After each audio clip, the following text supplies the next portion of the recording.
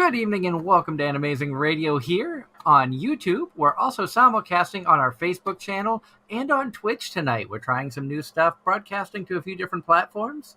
I'm your host, Doug Engler. I want to remind everybody that Anime-Zing Radio is brought to you tonight by HomecircleMedia.com.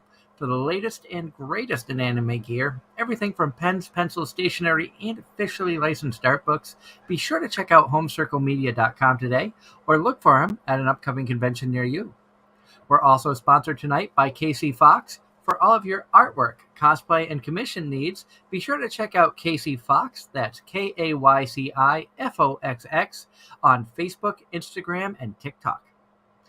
Joining me as always tonight is our good friend and fabulous co-host, Mr. Darren Starling. And part-time sponsor. And we are also sponsored by Darren's business. Triple S Lawn Care, located down in the Raleigh area, North Carolina.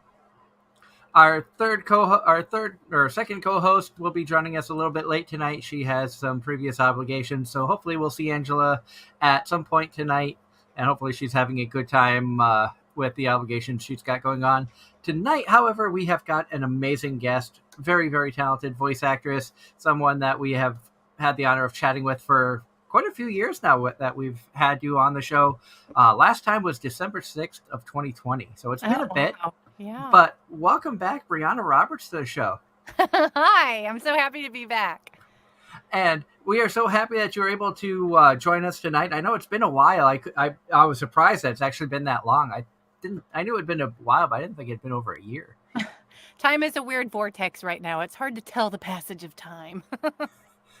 And for our new listeners out there, since the last time you were on with us, we were on Blog Talk, and last August we switched over to YouTube as our main platform, and we're broadcasting all over the place now. Let everybody know a little bit about yourself. Oh, okay. Well, my name is Brianna Roberts. I am an actor. I have been acting for many, many years, more years than I will care to admit. I've been voice acting since 2013, I believe. The biggest news in my life right now that maybe not everyone knows is I am expecting our first baby. So I am 7.5 months pregnant. So if you see me fidgeting and squirming and repositioning, it's because I'm much bigger below the camera than what you're seeing up here. And congratulations on that. I know it's an exciting time for you right now, with being pregnant and everything. And that brings up an interesting question I think a lot of people might not think of, especially where in the past couple of years, I know many voice actors have recently had children, including Kylie Stewart, Skylar McKinley. I know Kara Edwards does a lot of traveling with her kids to conventions and stuff. How has it been for you recording, especially recording from home? I'm sure it's been easier than having to travel out like you would have before the pandemic. Have you had issues where you've had to pause recordings or things like that with the pregnancy? Or? No, nothing so far, thank goodness. You know, sometimes you got to take a bathroom break, which, you know, that's just how life goes. Very fortunate to be able to record so much from home. It makes the process much easier. And I guess that's one good thing that came from the pandemic is now we all have our nice, beautiful home studios set up. So making this transition into now being a mom and a voice actor with a baby, it will be easier to continue recording because I don't have to necessarily leave my house. My husband is very supportive, and he has a boss who's also supportive and will allow him to work from home when needed if I'm needing to record and I need somebody to be looking after the baby. So we're just very fortunate in the way that all the cards have fallen for us. That is fantastic. And of course, in the chat room, Mario says congrats. Thank you, Mario. And so happy to see so many people coming into the chat room tonight. Hope you guys enjoy the show. I see we have a bunch of viewers. Whatever platform you're on, feel free to chat. We do have a chat room that we monitor during the show. We also want to remind everybody that if you want to sponsor the show, we have a Patreon, which you can see below my picture. Feel free to go there. Any donations would be wonderful. All proceeds that come from the Patreon will be put back into products and things regarding the show, whether it be upgrade on equipment, finances to help us with travel to conventions for promotions, things of that nature. And also be sure to like and subscribe to our channel, like these videos, because it tells Facebook, YouTube, everywhere that these are good videos. Our goal this year is we want to hit 500 subscribers on the YouTube channel by the end of the year. We are, I think, 115, 117 right now. So let's keep that subscriber count growing, and we can't do it without your help. So promote us to your friends. We try to do our best at having amazing guests on the show, like Brianna, and definitely looking forward for many years with the support of all of our fans out there. Now, you recently had some cool roles that had come up that it was like, I've got to get Brianna back on the show, especially after a show that I think nobody really pays attention to, but I like these weird shows like Restaurant to Another World. You voice, a really, really cool character. Yes, I was so excited to be a part of that show. It's just a delightful, feel-good show that you could just watch it and just like be relaxed and just think about some food. I definitely am always more hungry after I watch these episodes. The episode in particular that I'm in, her food is fruit jelly, and I found myself for like a few days after like really wanting to eat things with jelly on it. So I was gonna say, did you need more jelly after that? I did. And that's a show, Darren, I don't think that you've watched that, but I know I've talked about it on the air here quite a few times. Like you said, Brianna, it's a very feel-good show. I watched it in its entirety in Japanese, and I've been rewatching it as the English episodes come out. Mm-hmm. And I watched the whole first season, loved it. It's just felt like a lot of oddball things that were happening for the first season, and then start of season 2, a lot of just these characters popping in at random. I had no idea, and I'm not going to spoil anything, but there is actually a storyline and a big event that happens towards the end of season 2. So if you haven't seen it in Japanese, if you're watching it in English dub, you definitely need to keep watching it, because I didn't expect to happen what happened towards the end of season 2. Yes, and I forgot to say, the character I voice, her name is Camilla. For like a second, you get to see that she's actually a mermaid, but then she comes on land, and then now has legs and everything. But I'm obsessed with mermaids, so I was so excited that even if it was just 1 second, that I got to be a mermaid. And hopefully you get to voice many more mermaids in the future. Who knows where the animes are gonna go? Who knows? Are there any mermaid animes coming up, Darren, that you know of?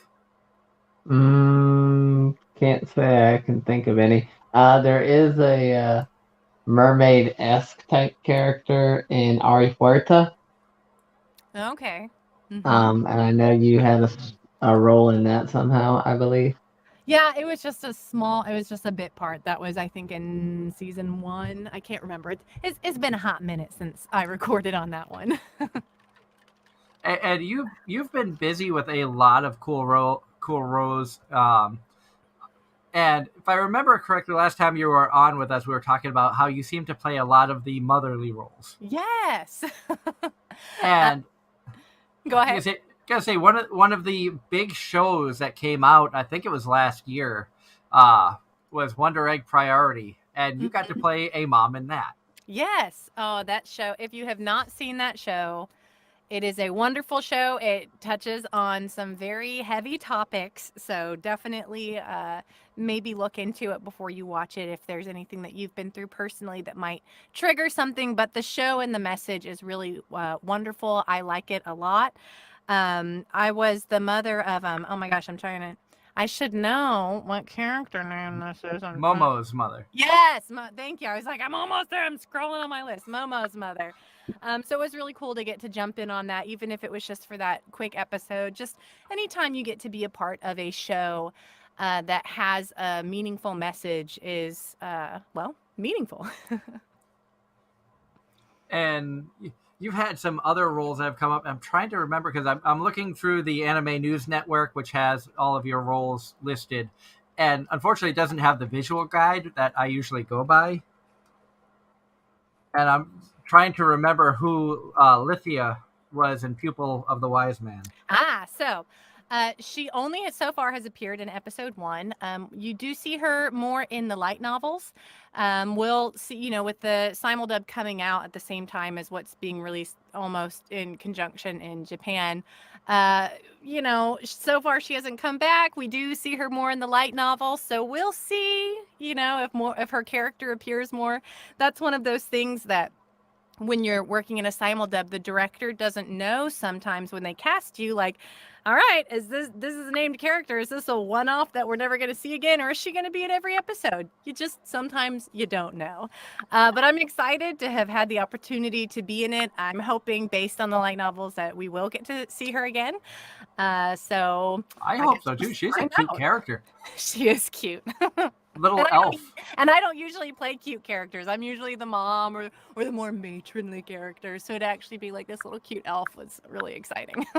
She was an adorable elf. That's one of the shows that I was like, am I going to check it out? Or kind of like, at first, with all the isekais and everything that's out there, feels like a lot of cookie cutter style shows, and you try to watch them to see what differentiates them. And I've actually really been enjoying Pupil to the Wise Man. That's been a pleasant surprise this season. Mm-hmm. So hopefully she makes a return, because I know that this is a show that you cannot watch ahead and sub, because Funimation is dropping the episodes the same time as the Japanese episodes. So that's really a cool thing. I think that's the first series that I've heard that Funimation has done that with. There's been a few through the years that they've done that, or at least within the window of dropping around the same time. With the pandemic, timing has been very different in the last 2 years with when Funimation would get the assets to then work on the English version. But I think now things are starting to kind of get more up to speed and on track again. So I think you'll probably see more of that going forward. And that is definitely, like I said, that's definitely was... it's definitely been a fun show, and I remember watching a YouTuber, CDog VA, who actually got to record in Japan. He went to a voice acting school, and then got to record a part in that across from the main female voice actor. And watching him butcher Japanese was hysterical, which I laugh at, going, I can't say anything, so he's already a million times better than I am. But watching him mess up and then call himself out on it every time was absolutely entertaining. It's like, I couldn't do that, but, thank you for trying and showing me how difficult it really is. Now, since the pandemic, have you found that it was difficult at first to switch over to recording from home as opposed to being in a booth, or? Yes, I would say early on was the hardest, and probably for most voice actors, just as we were learning the new process. And it's a lot more streamlined now, and using different things like Source Connect and Zoom to communicate with the director, and having engineers as part of the process. But early on, like the very early days, the voice actor was also doing a lot of the engineering, just was we were trying to get stuff done. And I found it very challenging because I'm not an audio engineer. They have a specialized skill that is amazing. That's what brings us our amazing anime. And the few times I had to also wear that hat during my sessions, it made it hard to switch between, like, okay, I am the character right now and I am recording and I'm saying my lines. Okay, now I have stop. Okay, let me make sure that sounds right. Let me make sure my levels are right. Let me make sure the flaps are lined up. It was definitely a lot, and it made it harder for me to stay in character because, well, you had to jump back and forth between being the actor and being the engineer. So very happy that we have a new process where the engineers now just take the reins and it's back to just acting in my own booth. So it's I have a new deep appreciation for all audio engineers.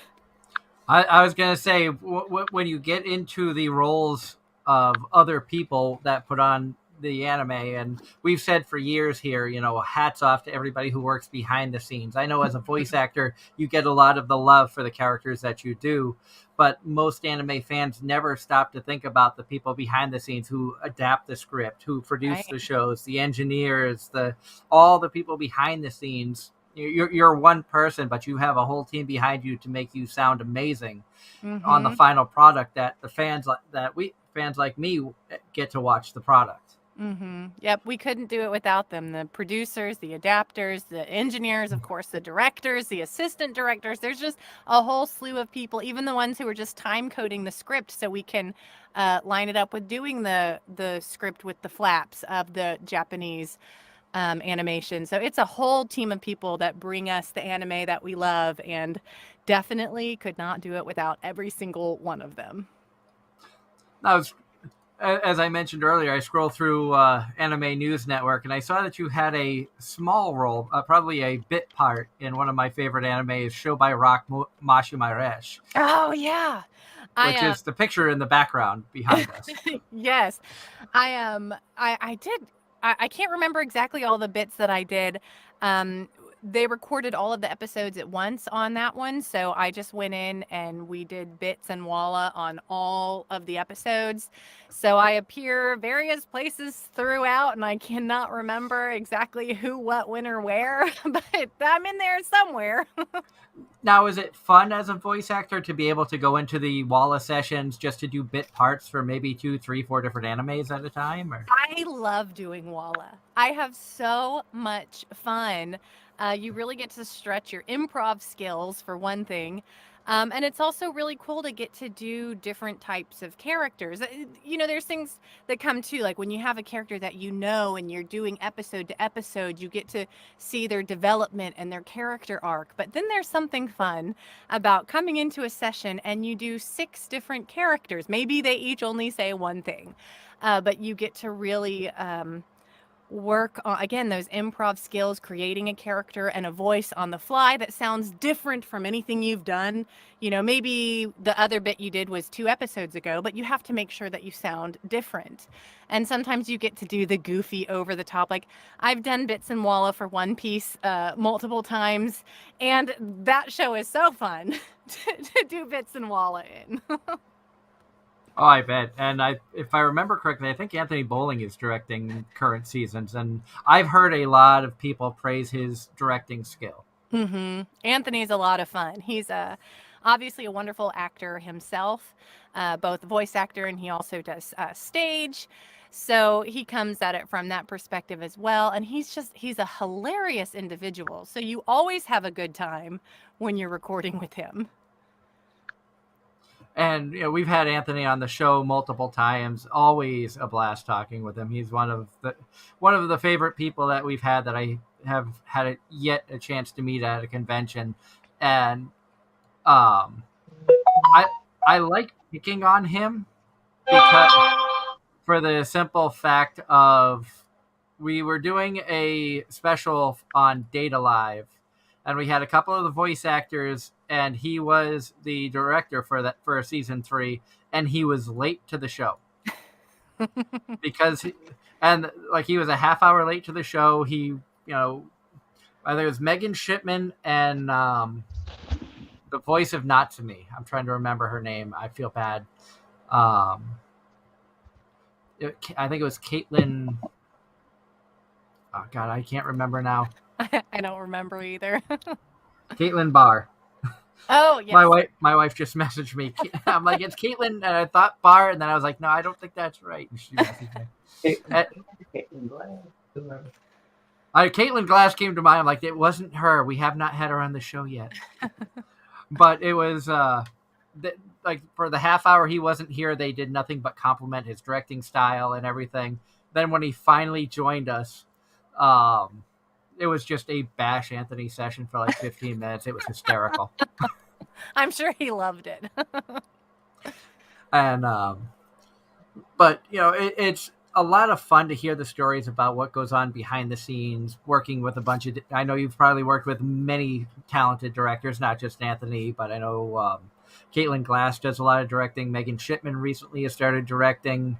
Emmy Lowe, I saw a post that she just put out her first show, which is really exciting. So, what is it like to work with so many different peoples? Oh, it's really cool because everyone is different. Every director has their own style, their own way of communicating. Um, I think it keeps it fresh and interesting that you don't have same.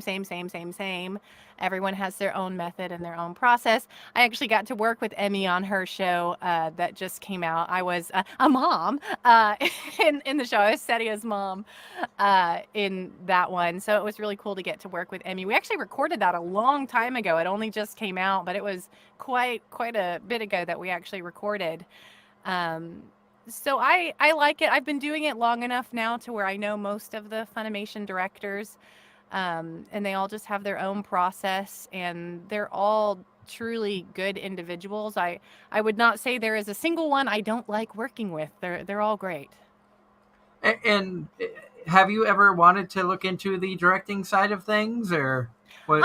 I think that's definitely in goals for the future. It's something I think I would really enjoy. I think my background as a stage and voice actor would benefit me in being a director. But I also feel like I need to gain more experience in the booth, because the more time and experience you have in the booth, the even better director that you can be.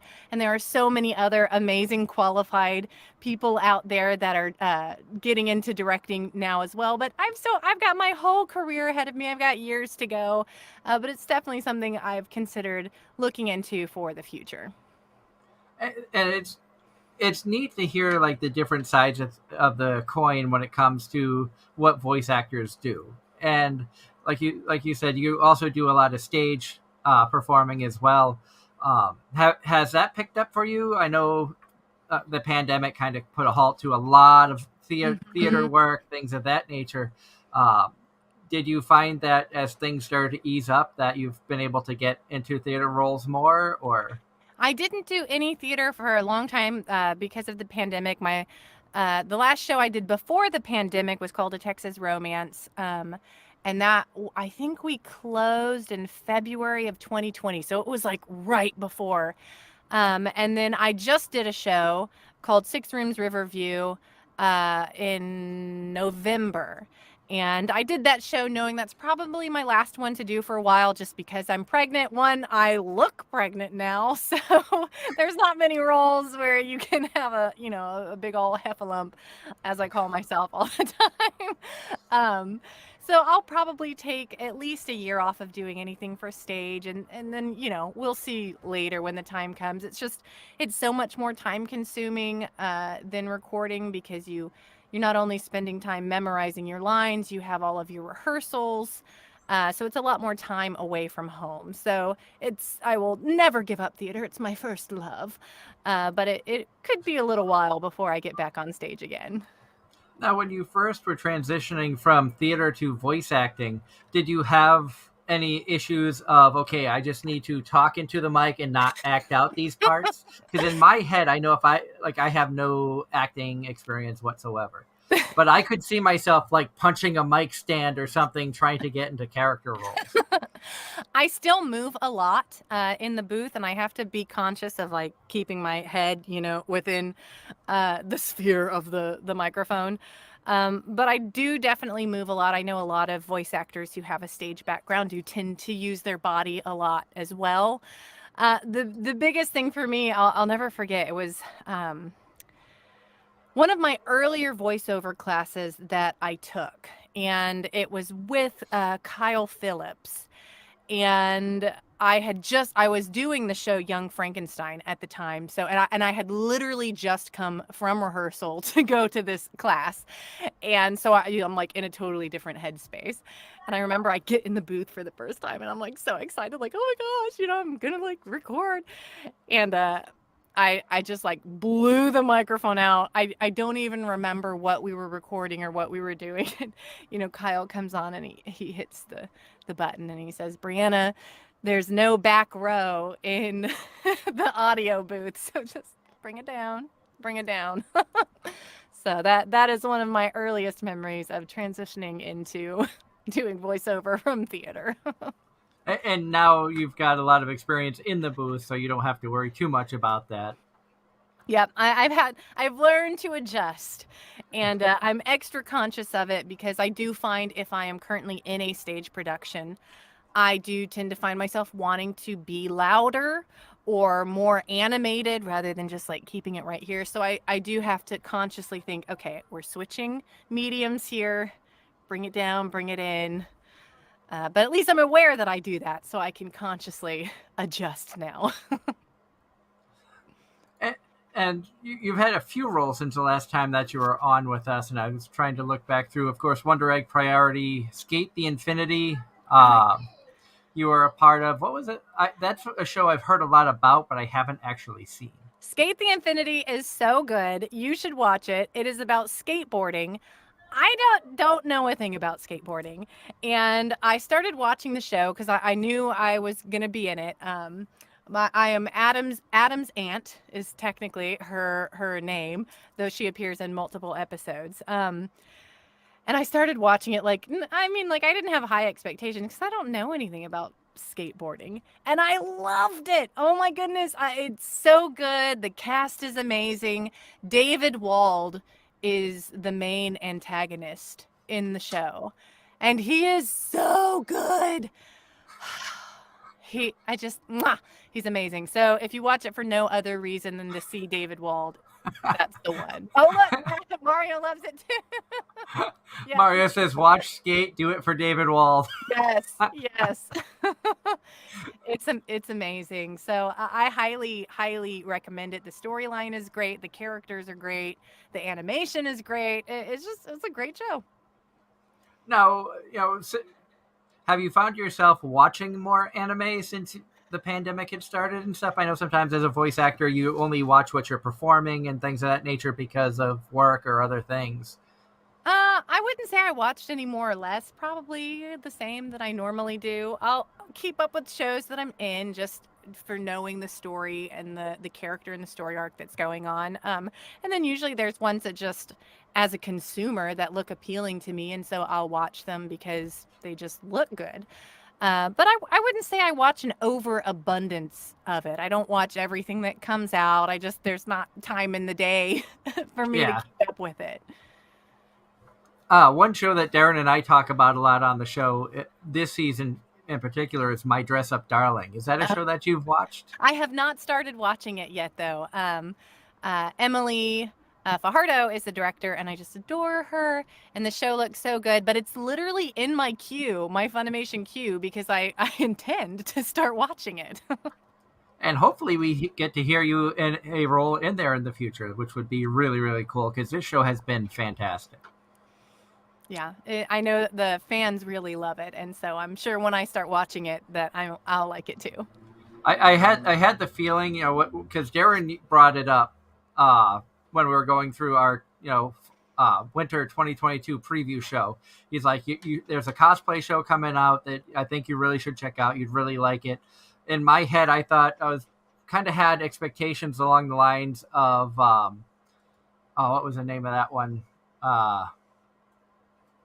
Why can't I think of the name of it?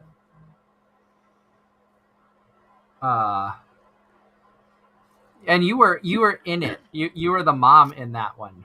Why can A Smile Down the Runway? Yes, Smile Down the Runway. Yeah. I had expectations along that lines of, not knowing what it was going to be, but had a feeling I would really enjoy it. Mm-hmm. I like that show a lot. Smile Down the Runway is a good one. And really, my expectations have been blown, and I'm sure you've heard in the anime community everybody talk about waifus, husbandos, things of that nature. Maureen is number one waifu of all time now. This character is just absolutely phenomenal. She's blown everybody else out of the water, in my opinion. Darren, she's better than Zenobia. See if he's still awake. Oh, he might have zonked out already.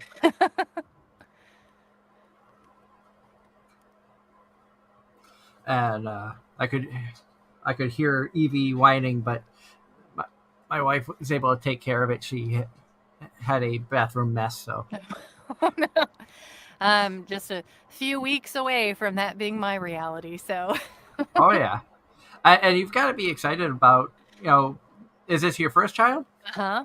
It is. So it's got to be a lot of excitement and a lot of nerves and stuff going on with that. Yeah. I'm definitely excited. We weren't sure that we would ever have kids. We've been married for almost 10 years. This summer will be 10 years. And so it's just an exciting life change. I think it took like some mental adjustment to be like, okay, I'm going to be a mom now. What does this mean? I'm the Anna mom. Now I got to be a real mom. But I'm super excited about it. I am ready for him to be here. Uh, I think it's going to be great. I know it's going to totally change my life, change my priorities, and that's okay. And you're going to have some amazing experiences as a parent myself, which I never thought would happen, because I went most of my life saying I never wanted children, and then when I found the right person to be with, we decided it'd be fun to have one. Mm-hmm. And so having Evie has definitely been a blessing in my life, and there's ups and downs with as there is in anything, but it's more ups and downs, at least at a young age anyway. We'll see what happens as she gets older. the teenage years. They're great until they talk, and then you have to try to figure out what they're trying to say. And now, when it comes to watching anime for fun, is there certain genres that you enjoy watching over others? I wouldn't say I have a type. There's lots of shows that I like, and they're all very different. So I wouldn't say there's a type. I super love Attack on Titan. That was one of the first shows that I watched when I was introduced to anime as an adult. So I really like that show. I don't know if I watched something else that was as violent and graphic, if I would like it as much. I don't know.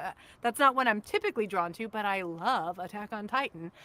And then I liked ones like Smile Down the Runway, Wonder Egg Priority. They're all so different. So Oh, yeah.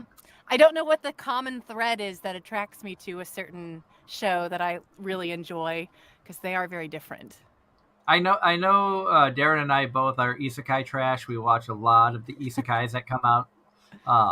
Every season, I've got at least 2 or 3 that I watch. Mm-hmm. Just because, for whatever reason, the storyline just drags me in, or something about characters. A lot of times, I'll go off of character design and things like that. Like Drugstore to Another World was a show I probably wouldn't have watched if it wasn't for a cute white-haired girl with ears. I'm like, okay, who is this character? I'll watch this to see who she is and what the show's about, and I got drawn in. Much like Restaurant to Another World, talking about waifus, I think Aletta is one of those hidden waifus that nobody would talk about because nobody knows the show. And but there's so many really good animes out there that get swept under the rug because everybody's focus is on Attack on Titan, Right. My Hero Academia, Demon Slayer, all these mainstream ones that you see everywhere.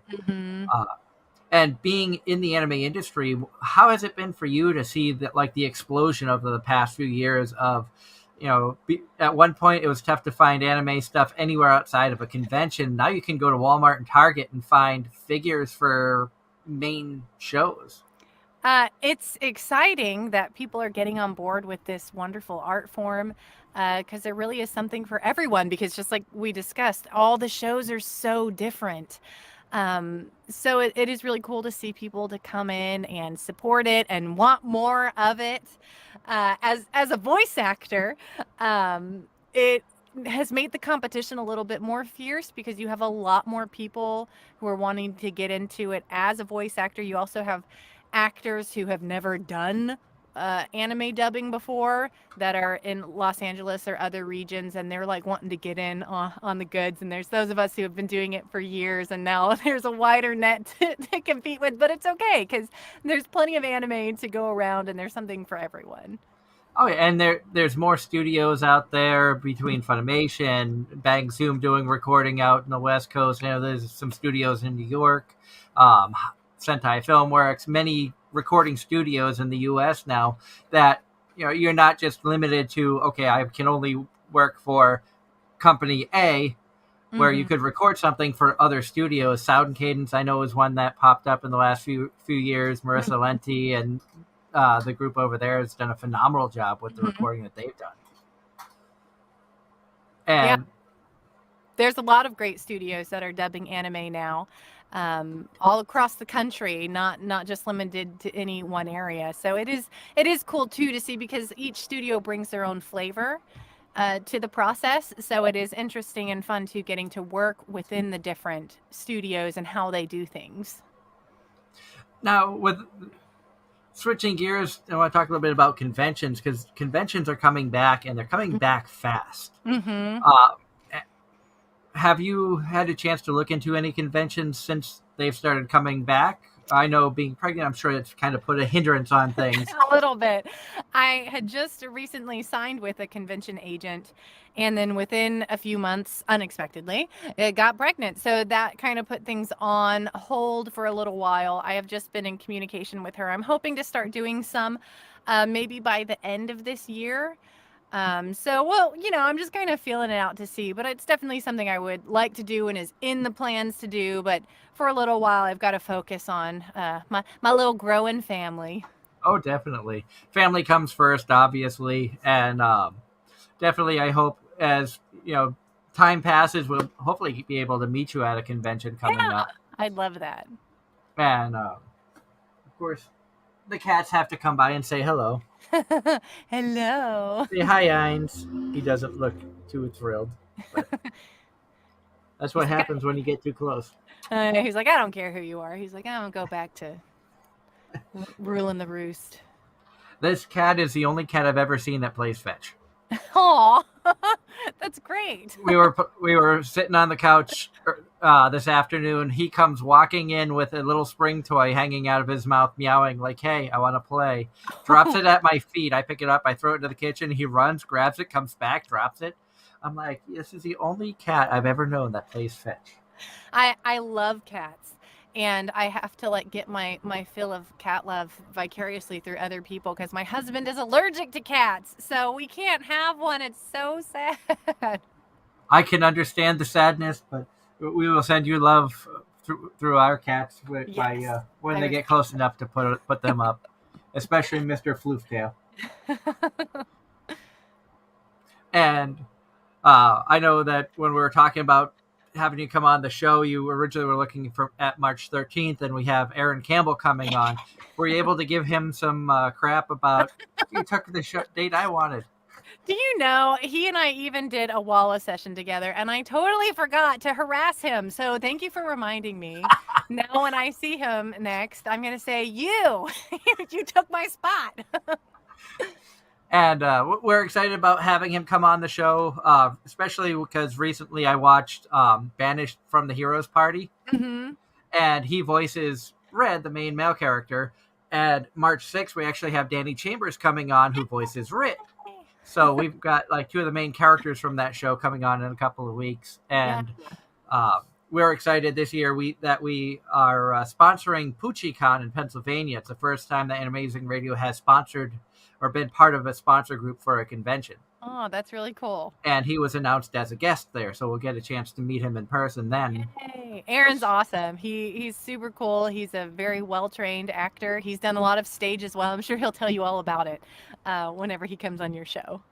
And I'll have you give me some stuff about him that we can tease him about when he comes on the show, and or you could even come in the chat room and just start pegging him with questions. Just troll him the whole time. That would actually be fun, I think. I'll have to try to remember to tune in and bother him. Now, with recording from home and everything has you were saying at first it was quite the transition trying to figure out getting things set up and stuff. Was it a lot more strenuous to set up like the electrical and recording stuff and figuring out how to set up your booth? Or Yeah, starting out it was because everyone was just trying to figure out what was going to work, and didn't have like a designated like this now is officially my booth closet in my house. It has been acoustically treated. You can see all my stuff all around. But early on, everyone was just like trying to get what they could to hanging clothes and blankets and like doing everything you could to make it as soundproof as possible. So it definitely was a challenge. There was internet issues too for a lot of people starting out, just learn because you're having to stream your audio through Source Connect or whatever different platform that different studios were using. So I know there were a lot of technical challenges, and Funimation really found a great way to do it. Now it's pretty streamlined. Like I don't ever feel stressed going into a session when I am recording from home because we've just got the process down. And of course you have the engineer who's there now on the other side of the computer. So as long as like once you have your setup that's here and good and been approved and everything's plugged in, then it's good from one session to the next. Of course things still go wrong. Was it last week? Yes, last week. I was in the middle of a session and my internet kept like cutting in and out, and we couldn't get it to work. It wasn't clear. And I was like, I'm so sorry. I don't know what's wrong. And my internet's always totally fine because it's hardwired internet. It made no sense. And long story short, I found out my puppy had chewed through the cable in the backyard that's hidden by a bush, and it was like barely attached by like a thread, and that was the only reason we had any sort of connection. And the internet guy came out the next day. He's like, yeah, your dog totally annihilated this cord. I was like, oh no, but at least mystery solved. We now know. I did see that picture. I'm like, oh no. Yes, that would be Figment, our puppy. I say puppy. She's 10 months old. I guess that's still a puppy. Still a puppy. Yeah. So Ainz is still a kitten. He's not a year old yet, so he's still technically a kitten. Yeah. So she was the culprit. So things like that go wrong sometimes. That's not going to happen in a studio. You're not going to have a puppy chewing your internet cable in the backyard. But I'm sure, and as you said, the transition, it's a lot smoother now. It's more comfortable. Just okay, I've got to go to work. Go into the closet. Yeah. Which I'm sure it sounds weird to say that, but it's becomes true for so many voice actors and stuff now. And I think it's also helped to be able to increase workload. You're able probably to do more auditions and things like that because you don't have to worry about getting ready, leaving the house, travel time to and from studios and things. It's now I just get to go to a designated place, do auditions, do voice demos, things of that nature, and go right from there. Yeah, it's definitely streamlined the process for me. It's nice to not have to drive because Dallas traffic is the worst. And depending, because the different studios are at different places around Dallas. And so you might drive an hour, or if you're driving during rush hour, it might take forever to get where you're going. So it cuts down on travel time. It takes me 30 seconds to walk to the other room as opposed to, hours of driving there and back. And of course, you have to get cute and dressed when you're going to the studio. Whereas when you're going into your closet, you just waddle in your pajamas and it's good to go. Like nobody can see me anyway, so who cares? Yep. And I'm curious about your opinion because you've been a guest on the show multiple times now, and this is the first time you've joined us since we added the video aspect to it. What has your opinion been of our new look? I love it. I love getting to see your face, to get to interact in a different way. I feel like it makes it more personable. Makes me feel like I know you better. So I love it. I hope the fans love it too. I hope so too. It's opened a lot of possibilities to us because coming up in March, on March 20th, we're doing a cosplayer roundtable. We've got 4 talented cosplayers that are scheduled to join us, and I'm encouraging them to come on in cosplay. Yeah. Because we've had cosplayers join in the past that have been dressed up. Hey, it gives them a reason to dress up, Mm-hmm.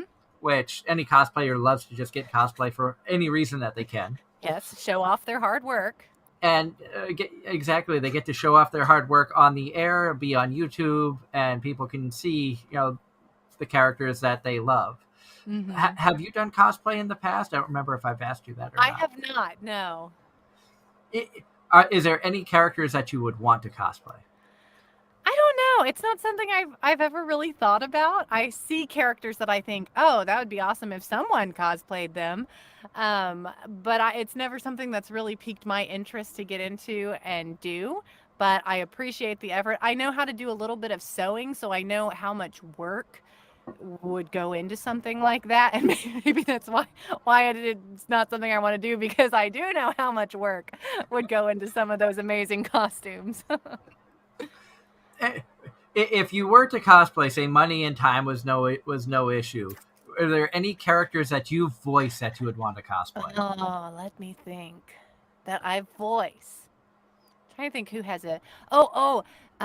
Maeve from Hatana Illusion. She's got a great like costume look, especially when she's in her magician outfit. She's got a good look. So many of the characters that I voice are, just often moms. So they're just like dressed like how I normally dress on any given day. But Maeve is a pretty good one from Hatana Illusion. That's a. I don't know if I've ever seen anyone cosplay as her. She's got a great costume. I wonder if I can find a picture of her. Maeve Hatana Illusion. Trying to see if I can find one of her in her good costume. Where is it? Oh, okay. Oh, I've got a picture Oh, here. you got one? Okay. Let me see if I can find a good.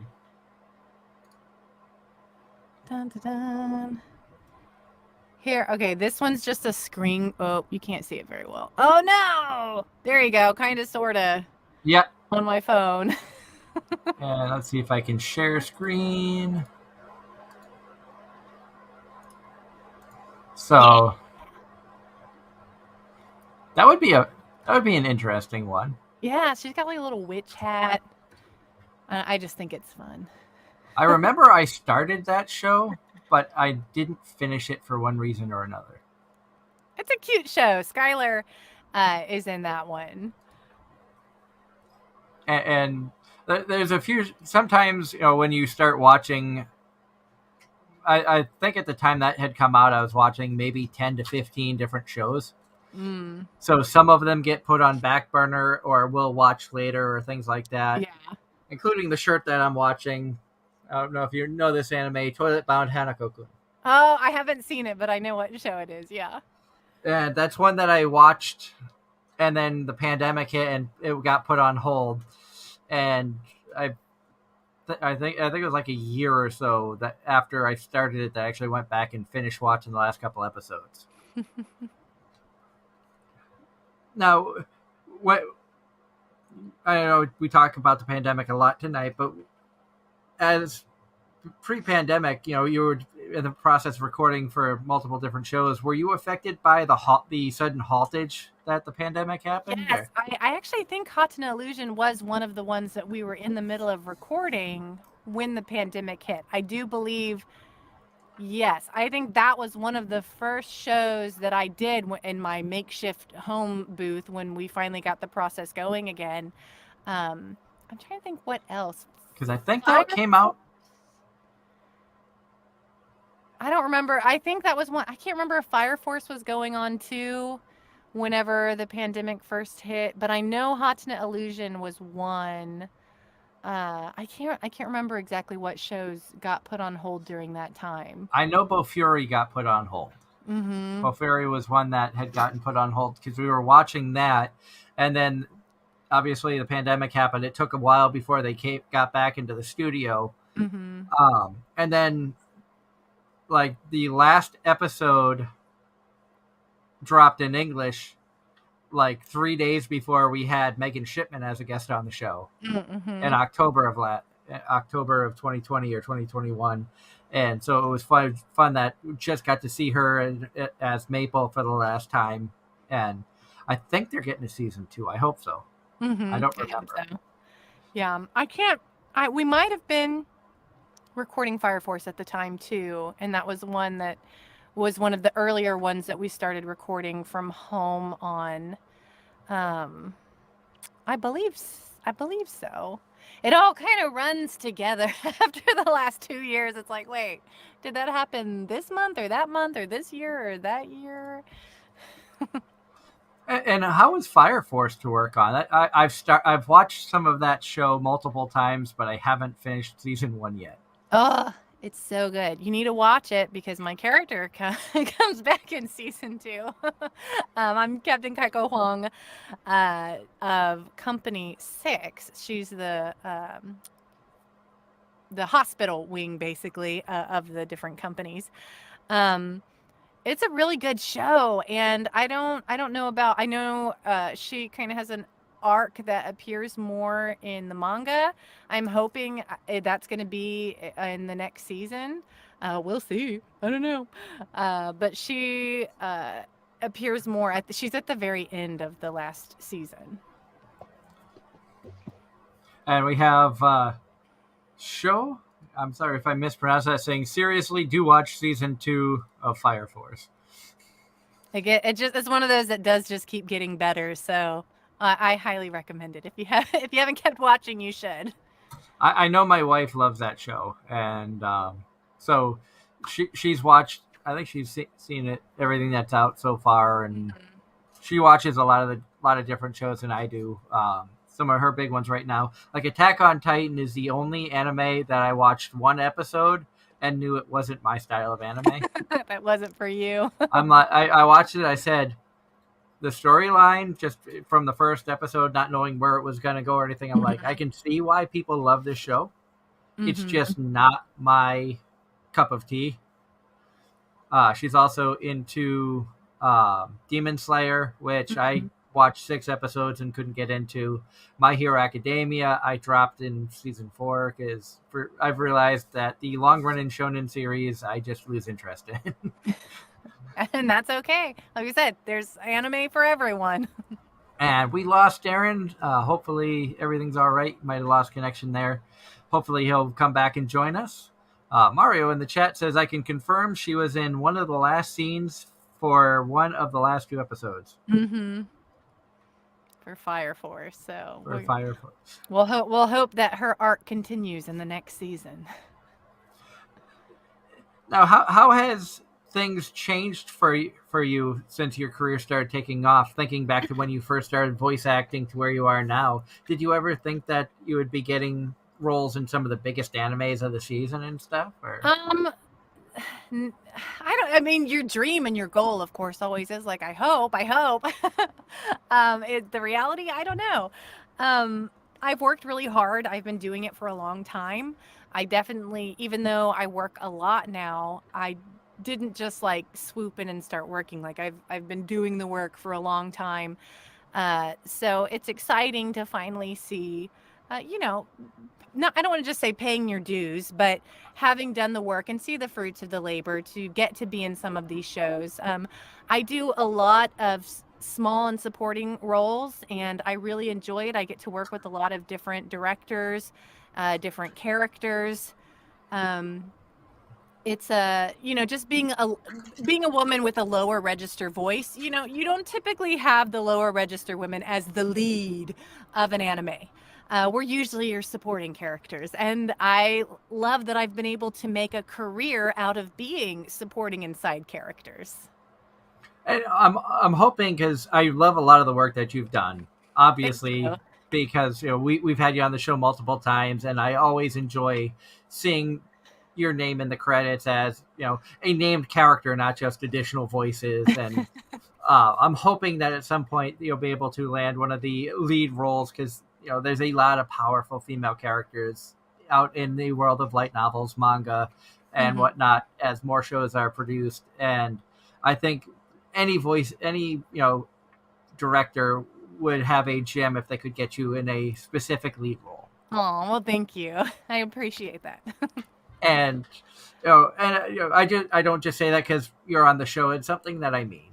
I try to reach out to the voice actors. I really enjoy their work, and um, there are some big name voice actors we've never had on the show, and there's some voice actors who have just started out that we've reached out to come on because they just, like, for whatever reason, just love the work that they did. And so the fact that you guys come on the show and take time out of your busy schedules really means a lot. So I do thank you for that. Oh, thank you. Thank you for your support. I know you have been supporting me from like the early days of working at Funimation. You guys were my first interview to ever do, so your support is meaningful all the way deep down in my heart. And it's great to, like, it's weird to say that. I know that we were the first official interview of multiple up and coming voice actors, and the fact that April we turn 8 like floors me. And so it's been definitely a wild ride going all the way through for the last 8 years. And for the new viewers out there, if you're new to our channel, a lot of our old shows were on Blog Talk Radio, and we started off on Hazy Radio, which that network no longer exists. I have over 250 episodes I need to edit and upload to our YouTube channel, which has been very, very slow and time consuming with my workload having increased recently. But we do hopefully will get all those shows up, including the past interviews with Brianna and all of the other amazing guests we've had on the show. So definitely stay tuned. We will be uploading those as we can. Also, we want to remind everybody that PucciCon, we are a proud sponsor of that convention. It's going to be going on in Pennsylvania, up in the Pocono regions. It's an amazing feat to know that we are sponsoring a convention, which to me still sounds weird. But we have donated a couple of amazing giveaways to them, including a guest spot on the show for one lucky winner. They will get to sit in on a voice actor interview, which, how cool would that be to be able to sit down with one of your favorite voice actors and chat in this format for a couple hours? That's a cool giveaway. I'm just saying, that's really cool. And we also donated a guest spot for the overall winner of their masquerade. As long as they are over the age of 18, will be a featured guest on our show. And we are in works with them about sponsoring their New Jersey convention, which will be coming up in August as well. PucciCon is going to be going on May 14th and 15th in the Pocono area. And I know that they've announced a couple of guests, and they have another guest announcement that's going to be coming soon. I'm trying to monitor through their website to see. They don't even have all their guests up there, but I know that Aaron Campbell is one of them, and Jenny Yokobori, I believe, was the other announcement, and they have a third one that's going to be coming probably this week. So definitely check them out, like them on Facebook. We are excited to be able to attend a brand new convention this year. May is going to be busy for us because we have PucciCon, and then 2 weeks later, Anime Boston, which... we love Anime Boston. I don't know if you've ever been to conventions up in the Northeast or not. I have not. Hopefully in the next couple of years we can get you up this way. Yeah. Granted, I'm in New York now, but I would love that. And looking through the chat, hello to Ross, who's come in. Ross recently found us a couple weeks ago, and it was funny because Ross has been a fan of the show since early on, back in our Hazy Radio days. So he's one of our loyal listeners from when we first started. So awesome. Have to throw love out to him. Also, I got to take a moment for a quick shout out to my friend Justin Hamburg, who was at Katsucon this weekend, and we touched on Show by Rock Mashi Maresh. He was able to get me Emmy Lowe's autograph on a Delmine print. Lord knows that I am infatuated with Show by Rock. So much so that I got one of those officially licensed art books for the series. Oh, that's great. I can't read Japanese, but it's still a neat thing. If I can get a Mashi Maresh one and meet you, I'll have you sign it. And I had a question, and then I heard the clock go, and I just got derailed. It just sent your brain a different direction. Pretty much the wonders of live radio. Now, last time that you had come on the show, we had talked a lot about Smile Down the Runway. What are some of the other shows that you have been a part of since then? Oh, my favorite show that I'm a part of right now is Ranking of Kings. Have you watched that one? I'm trying to remember Ranking of Kings. I don't know if I have seen that one. Oh, it's Oh, so I have not started that one. That's on my list. so good. The animation is so unique and so good. I love it. I voice the magic mirror in that show. And since you haven't seen it yet, I won't give anything away more of her character. But it's just a fantastic fantasy show. And Emily Fajardo is the lead.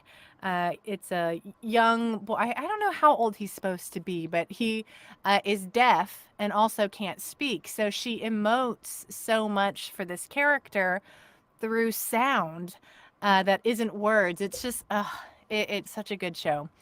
So I highly encourage you to check it out if you haven't yet. It is definitely on my list of shows. There are a few I have started. I've been trying to. I'd written down some of the shows that I was going to watch for this season, including My Dress Up Darling, How a Realist Hero Rebuilt the Kingdom. That's not a show I thought I would like, and I've absolutely fallen in love with it. Mm-hmm. The Genius Prince's Guide to Raising a Nation Out of Debt, Princess Connect Redive Season 2, Pupil of the Wise Man, Strongest Age with the Weakest Crest, World End Harem are all shows that were on my list of ones to check out, as well as that one seemed interesting, but when you get a ton, so you have to kind of like feel each one out. Yep, it's true. And then as you get caught up on watching specific shows, it's like, okay, do I have time to start something new? Or It's true. It can be overwhelming sometimes. now for the people out there who are curious about the voice acting and things of that nature, what's some advice that you would give to future voice actors? I'm sure you would get asked this at conventions a lot too, but First and foremost, voice acting is acting. So a great place to start is doing community theater. If you don't have access to taking voice acting classes yet, or you don't have the right setup for it, community theater is a great place to start. That was one of the first places that I was acting in high school, was doing community theater. And I continue to do community theater even now. It's a wonderful way to just kind of learn about creating a character, to working with other actors, to story arc and scene study. That's definitely the place I would recommend for people to start. And then as you start getting your toes wet with that, also take some voice acting classes. One good thing that came from the pandemic is that there are now so many classes available online. Whereas previously, you had to be in the studio, you had to be at one of the cities like LA or Dallas that maybe more often had classes, but now a lot of those studios are still offering their classes through Zoom and other online formats. So you can definitely check those out as well. And I know that many voice actors have started their own classes and things of that nature. Sunny Straight, I see advertise classes on his social media pages. Lindsay Shepard, I think, offers classes as well. Mm-hmm. So there's definitely plenty of people out there that could help you learn your craft and become better actors and stuff. As an actor yourself, do you find it easier to follow a script, or do you prefer the improv? Improv is hard. I do not like improv. I prefer to have a script. I can do improv. Obviously, a lot of Walla is doing improv. But as far as like when you're doing a live performance, I really like to have a script. And I think a lot of people in the general public never gave much thought to the world of improv acting until the TV show Whose Line Is It Anyways came out, that really brought the talent of improv to light. Mm-hmm. Was that a show that you enjoyed watching? No, I never really watched it. I mean, I've seen clips here and there and everywhere because it's been around for so long and they appear all over social media. So I'm familiar with it. I've seen plenty of the clips through the years, but it was never something I watched. Just like I never just sat down and watched episodes of it. I did. I found it entertaining, and I actually had gone and seen. I think it was Colin Mockery and Brad Sherwood when I was living in Syracuse area. They came up to the Landmark Theater up there, so I got to see them perform.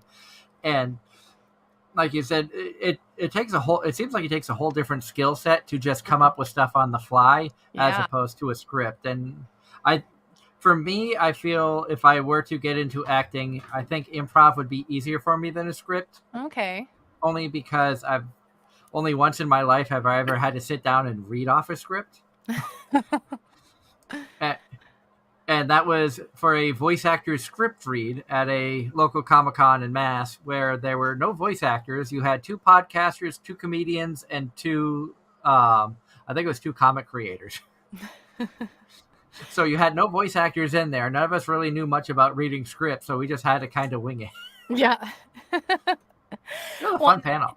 And improv, so much of it too is who your scene partner is, because you play off of each other.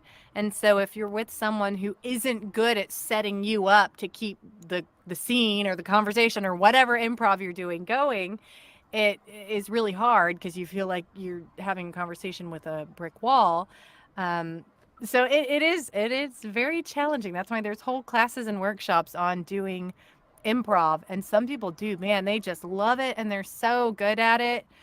I don't feel like I'm good at funny improv. Like I can improv a scene where you're just like Walla for anime, you're just okay, you are this character who's in this scene and you just talk like this character would be talking in real life. Like I can do that.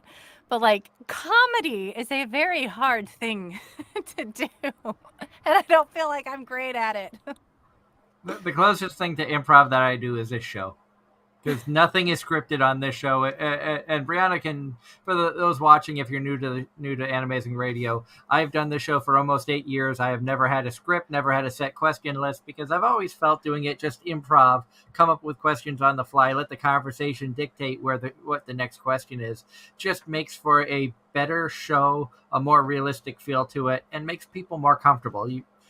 I'm sure you've had times where you're in an interview and they have a notebook going through a list of questions. Mm-hmm, mm-hmm. And sometimes you feel like you're under the gun, as opposed to something like this is just whatever happens to come up. Mm-hmm. And Ross says, I wonder if she would be able to handle blooper bombs. Like in the booth where the actor sets you up with a joke from that you didn't know was coming. Is that what you mean? Yeah, I believe so. I only one time have ever been set up with the blooper bomb, and it was with Kyle Phillips. He was the director, and it was in what were we recording? I think it was Fairy Tale. And this was pretty early on in my voice acting Funimation career. So I was like, I wasn't as loose and confident as I am now. But I do not even remember what the bomb was, because I was so like focused on the script and what I was doing that they played it in Japanese first, and then they played it in English, which is where the blooper bomb was that I didn't know was coming. And it happened, and I don't even register what was said in English, and I just continued, because it was actually a pretty serious scene. So I was like in the zone and in the moment, and like we get to the end of it, and Kyle is laughing because I didn't even acknowledge that it happened.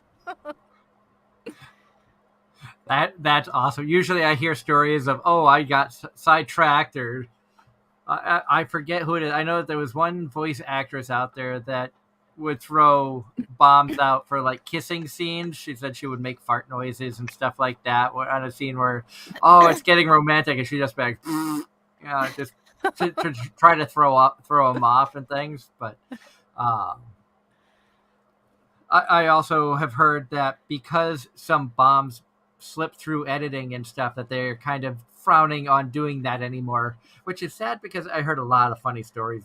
There were some good stories. I do think they don't do it as much, if at all, anymore. I know I haven't encountered it in the booth in several years. And two, time is money. And when you're in the booth, you have a set amount of time to get a certain amount of cues. And when you aren't taking time to do that, then it is taking sometimes time away from the actual work.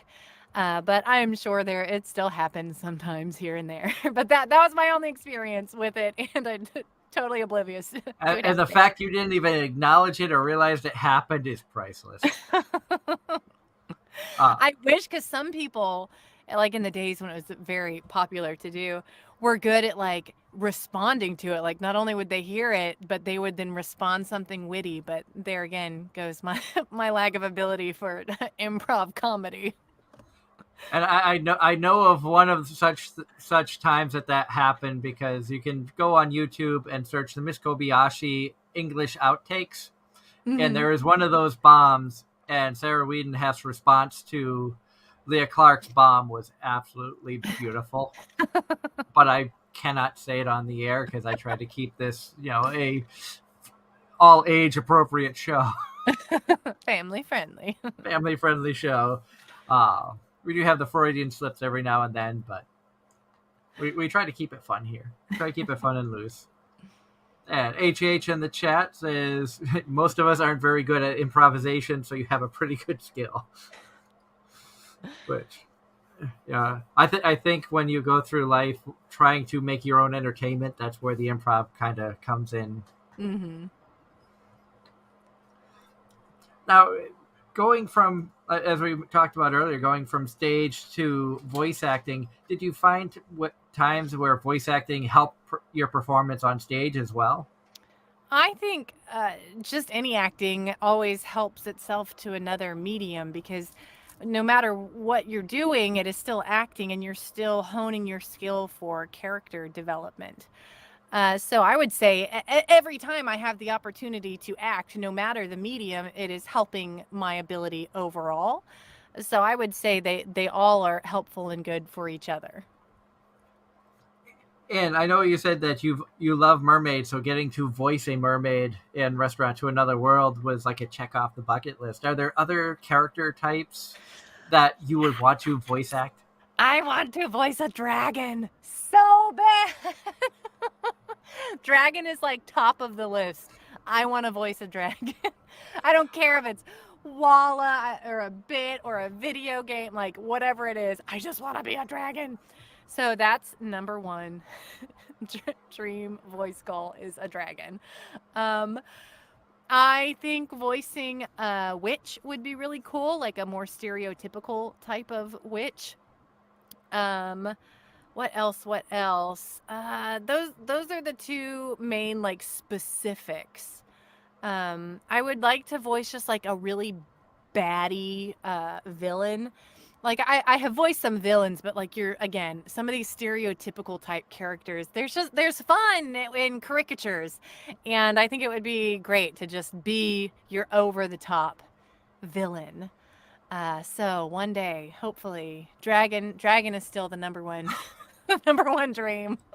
Which I laugh. I laugh not because you want to voice a dragon, but I'm so glad Darren's not here right now, because when it comes to anthropomorphic anime characters, there are two that stick out that are like tops of the list of the characters that I tend to fall in love with or adore. And it's like I will see shows, I will see a character be like, oh, she's adorable, I really like this character. She turns out to be a dragon. And this has happened many times. Everybody from Malim in Slime to Killing Slime for 300 years, the dragon girl from that, or the red dragon and the blue dragon were both adorable, to I think it was Strongest Sage with the Weakest Crest. They brought a redheaded girl in the opening scene for that. I'm like, she's cute. I wonder when she comes in. Of course, she's a dragon. So I can't. Lady Scotty in Monster Girl Doctor, another dragon that I absolutely adored, and the other animal characters that I always go for, of course, are the cat girls because they're all adorable. Nekopara was like just absolutely All cat fantastic. girls. So those tend to be the characters I go for. Darren usually goes more towards the bunny girls and stuff of that nature, which everybody's got their own types. Yeah, yeah. Yeah, when typically as an actor when I audition for a role, you audition and you just forget about it. You put it from your brain, you don't fret, you give it your all. You are that character in those moments that you're doing the audition, and now I'm going to put it over here. Otherwise, you'll just stress yourself out. But anytime I have the opportunity, the rare opportunity that I auditioned for a dragon, I can't stop thinking about it because I want it so bad. So, any of you directors out there who have shows coming up that they're dragons, be sure to give Brianna a serious consideration. I would appreciate it. Make my dreams come true. And we've talked a bit about like waifus, husbandos. Do you fall into that category? Do you have husbandos from shows that you've watched or anything like that? Okay. Anyone that David Wald voices, I always love his characters. Like David Wald is just, his voice is just like this wonderful textured velvet. So I feel like I fall in love with any character that he voices. So, yes. Just Google characters that David Wald has voiced, and all of the above. I think for my wife, a lot of the characters that like J. Michael Tatum has voiced would fit her husbando list. Yeah. I know Sebastian is the big one for a lot of people. Uh-huh. I don't have any husbandos. I have a long list of waifus, and as I said last week, I made a big, a very bold opinion saying that Maureen from My Dress Up Darling, #1 girl in anime of 2022, not just winter season, but I think she's best waifu of the year. It's going to take a lot to knock her off. And I don't know if you know how old Rosario Vampire is. Mm-mm. But that's a show that's been around for a while. Mizure Shiryuki, who's voiced by Tia Ballard, was my #1 waifu and has been since I first watched that show back when I was decided to go through a divorce with my ex-wife. Just got bumped by Marion. So that's how highly I think of this character. Well, when I'm watching the show, because it's on my list, I'll remember. And a lot of people, we actually did talk a bit on the show in the past about what deciding factors go into, is this character a husband or a waifu? And the thing about Maureen is it's not just looks, it's not just personality, it's not just how she treats people. She's just like a complete package. I'm sure you saw social media blow up with Rent a Girlfriend with Chizuru, of how everybody just fell in love with that character. Mm-hmm. Marion is like her times 10. Only without the renting part. She's just a naturally amazing person that I think anybody would want her as a friend. I just want somebody like her in my life, is what I think just about anybody would say. Now, of all the characters that you have voiced, were there some that you found more challenging than others?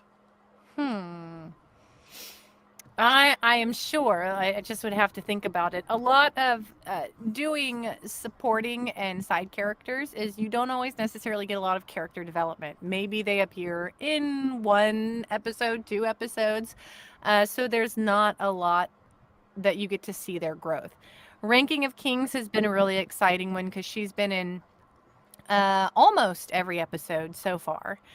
So it's been really cool to get to have a character that she does grow and change, and you get the backstory to understand more why she is the way she is. Why is she doing all of these supposedly evil things? So that has been really interesting. And as a stage actor, I have really enjoyed getting to dive into a little bit more of character development with her. Anytime I'm gonna be reading or voicing something that's in like the teenager zone, I always get like a slight bit of anxiety because I can do those voices, but that's not what I do as frequently. So I'm always like, oh crap, am I gonna sound convincing? Is the director gonna hear it and be like, what is Brianna doing? She can't do teenagers. Get her out of here. So there's always like a wee bit of anxiety over that.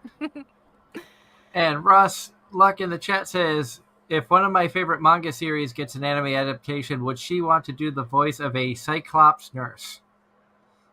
Of Name it, of I don't know anything about this anime, but I will happily voice just about anything that anyone calls me in for. So Now, something I think that not a lot of people think of is, you're talking about the auditions.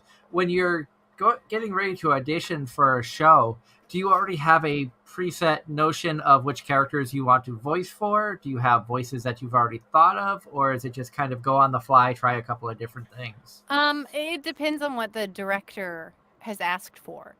If it is for anime, obviously it is based on a character and a voice that already exists.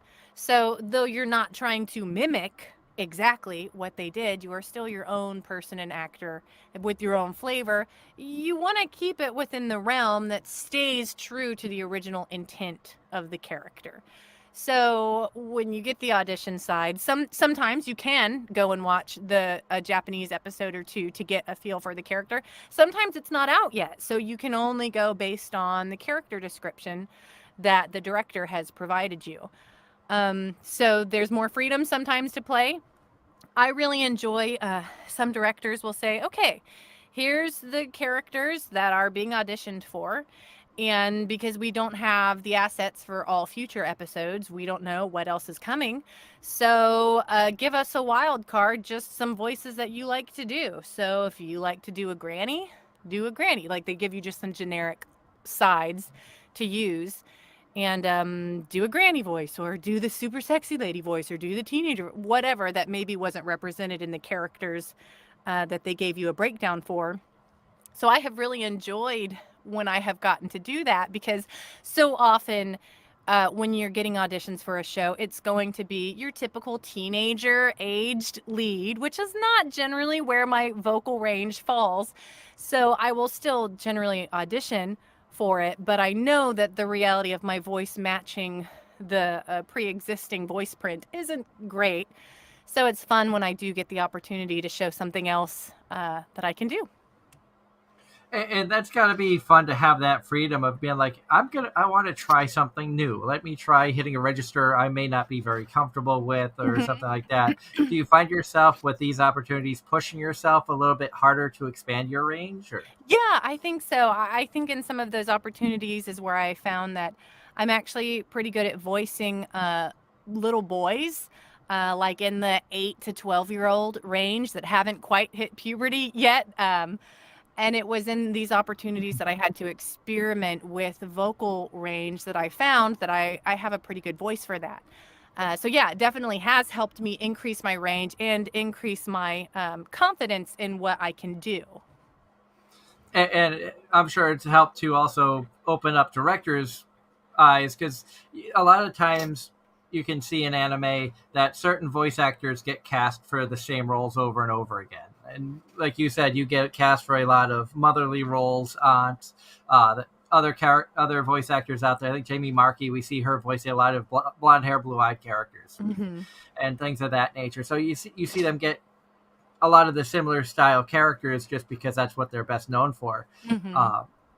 Is it fun when you get to, play around with your vocal range and you get cast for something you've never been cast for before? Oh yeah, it's definitely fun. It can also be a little bit intimidating because a director will bring you in for something that maybe you haven't done much of before. And so there is that confidence issue of, can I do this convincingly? I've never actually recorded this for a character. I've done it in auditions, but I've not done it for a role yet. So there's the nerves factor when you do get called in for something new, but it's also exciting. I think it shows to one that if you've been practicing and working on it, that you again see the fruits of your labor, of your practice, that you have gotten better at doing whatever this other vocal range is, to where a director had confidence in your ability to be able to do it now in an actual role in a show. So did I answer I feel like maybe I went off on a rabbit trail. Did I answer your question? I think you did. Okay. Yeah, there are times that I enjoy just hearing like the different thought processes on how things go. One thing that I've enjoyed about doing this show over the last 8 years is getting to learn and understand more about the process of the behind the scenes, Mm-hmm. which is one thing I wanted to do with this show, was to give our viewers and our listeners the opportunity, to get to know more about the voice actors, get to know more about Brianna Roberts, not just this character that you voice, Mm-hmm. and also give them a chance to see a little bit more of behind the scenes, because at a convention they might get 5 minutes at an autograph signing Mm-hmm. with you to ask a question real quick while you're signing, but they've got to keep the line moving. A panel, you might get your question asked, but they don't really get a lot of time to sit down and have like an intimate conversation with you like we do on the show. Mm-hmm. And so I'm hoping that the fans out there, all you guys watching tonight and listening in the future, enjoy the fact that we try to delve a little bit deeper than your normal convention related questions of, Mm-hmm. how do you become a voice actor, what is this like, who's your favorite character. We try to delve a little bit deeper on the show here. I think you as a voice actor appreciate getting more knowledge out there than answering the same 5 questions over and over again at every event. Yes. It's nice to get asked new questions. And also this gives the fans a little bit more of a chance to get to know you as a person, not just the characters. Mm-hmm. Mm-hmm. Which, of course, we love you because of the characters that introduced us to you, and then getting to talk with you more gets us to love you as a person and really admire your career. And like you said, we found you early on in your career, and I've been so happy to see your career keep going and blossoming, and you having so many more amazing roles. Oh, thank you. It's been a wonderful journey. Of course, like every every actor, you have your ups and your downs. You have your seasons where you work a lot, and then you have your seasons where you don't work at all, and you're like, oh no, what have I done? I've lost it. But that's just part of the ebb and flow of the industry. And a lot of fans don't know, because they see a lot of the same names getting announced in the cast for shows. Directors get hundreds and hundreds of auditions when they send them out for each show, and they go through them. And you do see a lot of new people who get opportunities to be on shows, and that's why it is such a privilege to for me, who has made a career off of doing a lot of side and supporting characters. To me, that is just as meaningful as being a lead, because there were so many people who were in consideration at any given time for any role, whether it was mom, to be, or a named character. And the fact that a director calls you in and books you, whether it was for a named character or mom to be, they still thought of you, and they still liked what they heard in your audition of the hundreds and hundreds that they got. So I definitely don't take it for granted, anything that I have had the opportunity to do. And I'm just so grateful that I keep getting to do more work that I love. Every time I get the email from my agent asking if I'm available for a session, I'm like, I still get excited. That's awesome to hear. I could only imagine what it would be like. I know with the show and stuff, the growth of the show and learning different aspects of things. Because when I first started the show, I had a team that helped me out when I was with Hazy Radio. I had somebody who produced the show. I had somebody who I would say, okay, I'm interested in finding these guests, and they would go and do the best they could to bring on the guests that we would like to have on. And then had a falling out with my booking producer, so haven't talked with her in years. Hazy Radio changed gears. I didn't have the money to buy a $300 broadcaster to stay on the network, so I switched from Hazy to Blog Talk.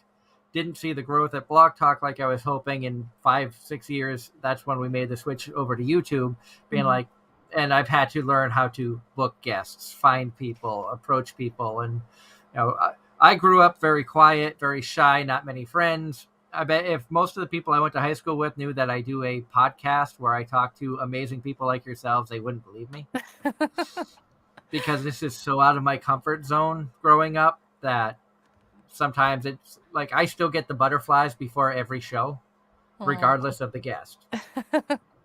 That's great. I feel the same about acting, like going on stage. Like I have done so many stage performances now through the years, and I still get nervous and get the butterflies. And I think it's just, we grow as people and individuals and our skills and our abilities, but we're still human, and we still are fearful of failure and also the excitement of doing something that we love. And I think that's where the butterflies come from. And I think it's a great thing to have. And I think like you said, the butterflies are natural. It's a normal thing to have when you're doing something that you enjoy, or you're doing something that you may not know if you like it or whatnot. The butterflies are going to be there anytime you're trying something that's Mm-hmm. outside of your comfort zone. Mm-hmm. The important thing isn't to let those butterflies deter you from it. It's to use that as an encouragement to provide your best. Mm-hmm. And we can see in the work that you do, you really do an amazing job at bringing your heart and soul to the characters you voice, whether it be a mother character or a mermaid or whatever. And I thank you for all the hard work that you have put in behind the scenes that people don't ever think about to produce, whether it be a 2-minute screen appearance or a main character. Oh, thank you. That it warms my heart. Thank you, Doug. And it's we talk a lot about your characters, and we've touched on a lot of other voice actors and directors that you've worked with that we've had on the show. Are there people that you look up to, or did you have any of those fangirl moments when you first got into Funimation?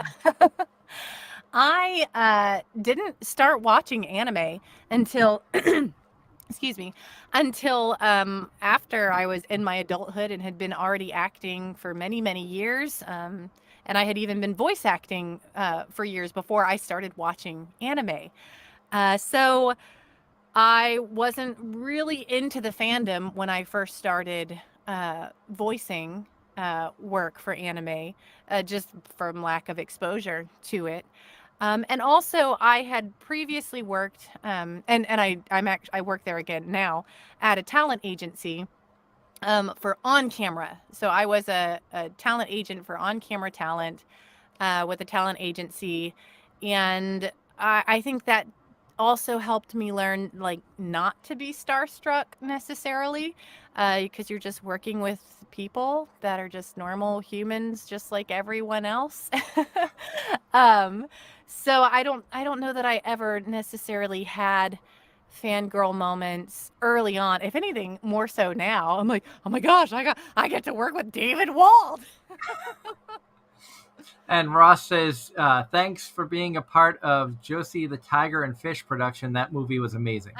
It is a good movie. Another one I did Bits and Walla on. So you I can't remember. I think I was a doctor. I can't remember. I think I was a doctor somewhere in there, and then Bits and Walla throughout. So That's one thing I love about our viewers and stuff. Like Ross and Mario and everybody, they know their stuff when it comes to the anime world. And Mhm. sometimes better than I do. So, hats off to them. Yes. And I know last time you were on, like I said, we touched on Smile Down the Runway quite a bit because that show was just absolutely amazing. Mhm. Um, do you think that got like the love it deserved? I think it flew under the radar. It needed more love. More love. Uh, Derek Snow was just amazing, amazing, amazing, amazing in the lead of that show. He has such a unique quality to his voice that is just so sincere. I love his work. So he was a wonderful lead in that one. Yeah, people should watch it. It's another one kind of like Skate the Infinity, where I knew nothing about fashion, kind of like I knew nothing about skateboarding. And the story was so compelling, it just drew me in, even though I knew nothing about the subject matter. Definitely. And like I when I first heard of Smile Down the Runway, I thought it was gonna be like America's Next Top Model anime version. Mm-hmm. I was so wrong in that, initial thought process, and I'm so glad because I was gonna pass by it, but my wife was like, "Oh, we should check this out. It could be good," and it was Mm-hmm. nothing like I thought it was gonna be. Mm-hmm. Mm-hmm. Now, knowing that you were a part of Show by Rock as a bit part, do you sing? I do sing. Just from my theater background, I did musical theater for many years. Still do, not as much now. Again, there's just not as many roles as you get older. Musical theater is typically for your 20 on age 20 ingenues. But yes, I do sing. That I mean, I would say singing was probably my first love, even before acting. I've been singing since I was a little girl. I still love it. I sing in my car all the time. Because I remember when we were talking with Megan Shipman about where she directed Mashi that she was looking for voice actors who had sung but had not been a part of previous bands. Mm-hmm. I know Show by Rock stars. I don't remember if they brought out any new bands or not. But is that something that you'd be interested in being a part of? Is a musical anime like that where you get to showcase your singing abilities? Oh yeah, I would love the opportunity. I've auditioned for a few throughout the years, but I'm not really established in the voiceover industry as a singer. Because you, of course, have the ones who have been doing it for years. They're known for their ability to do singing. I do tend to be more of an alto, and a lot of anime is going to typically be in your higher range, just by nature of the music. Um, so I just alto or mezzo soprano is what I would be singing mostly. So yeah, if the opportunity ever came around, I would love to be a part of one. I've auditioned a few times, just haven't had the opportunity yet. Which I think that would be neat to get to see you see your career blossom in multiple ways. As I've said, I love a lot of the roles that you have done. I did watch as soon as you announced you were part of that episode for Restaurant to Another World, I'm like, I have to watch that. Has it dropped yet? Yes. Okay. I think I watched it like that night or the next night. And I was like, there are times when you're watching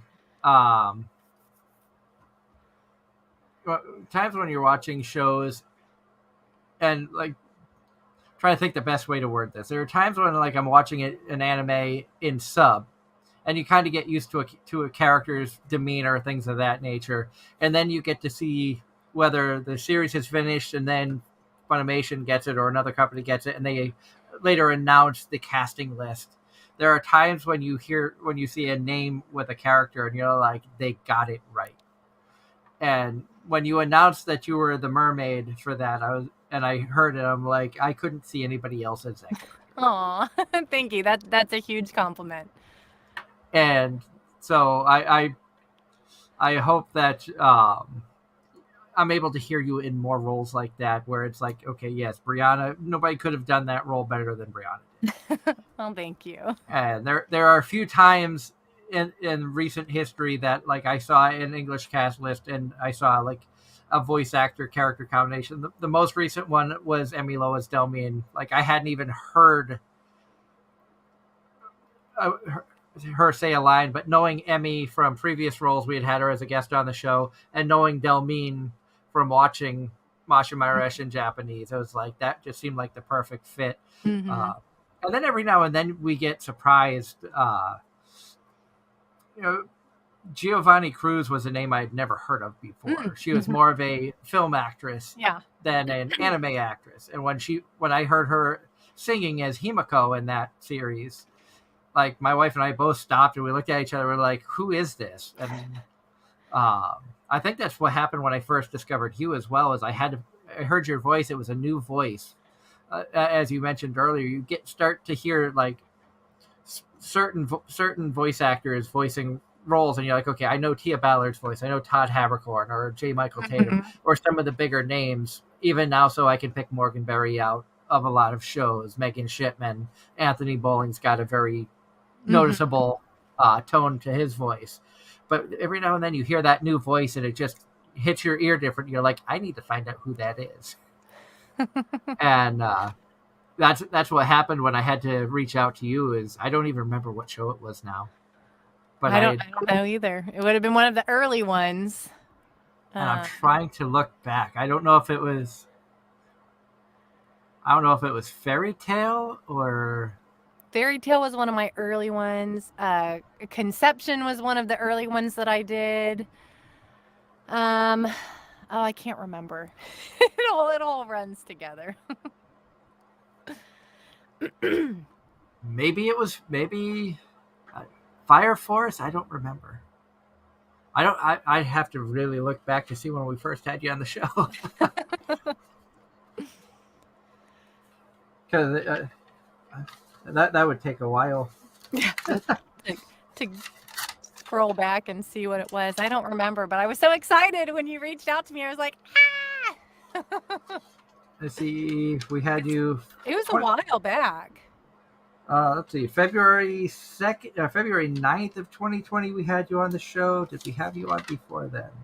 I don't remember. I'm scrolling back into 2019.